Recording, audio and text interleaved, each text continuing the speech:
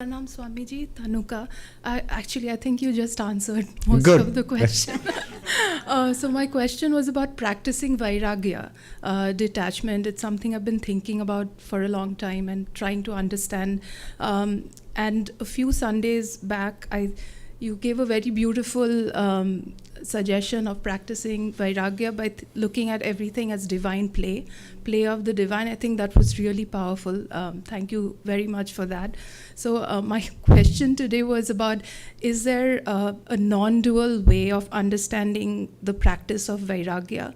And I think you spoke to it. Vairagya, it's very important to practice Vairagya. One is to move, as I said, as a 4 yogas, the structure puts it, move from selfish action to selfless action. Even when it outwardly might seem selfish, because you are holding a job and you're getting paid for it, so it seems selfish. But internally you have changed. You are no longer doing it for the sake of that money. Yes, the money is good because you have to live anyway. You need money. But your whole goal is now using that work as a worship of God. So that's Vairagya too. And Vairagya means dispassion for worldly goals. The classical Advaita Vedanta has a very high view of Vairagya. I mean, it's very important for Advaita Vedanta not to catch hold of, because if it's a dream and you're clutching onto the dream as real, that's the serious obstruction to enlightenment. So at 3 levels. At the highest level, as you said, it's a play of the divine. Everything here is nothing other than Brahman.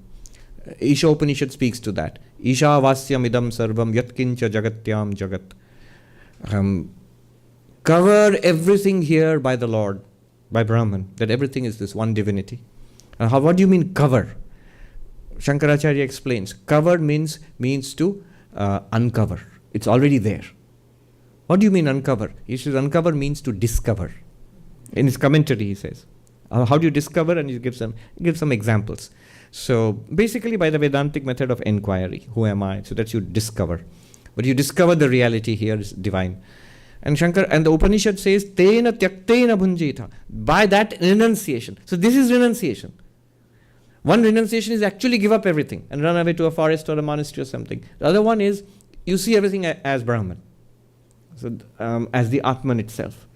If that's too difficult, one step lower, easier, is to see everything as a dream. You might say, that's more difficult. No, it isn't. The first one is the highest, to see everything inside, outside, everything is that one divinity. It's difficult, actually. The second step is to see everything as a dream. That's actually an easier approach. Third is, even if you can't see it as a dream, just see everything as the processes of material nature. 5 elements interacting with each other, matter, energy, time, space. It's not all that different from what a scientist sees this world as. So somebody is abusive towards you. It's just a whirl of atoms whirling around and some waves in the coming to the ear and setting off vibrations. What is it to me? It's as difficult as that.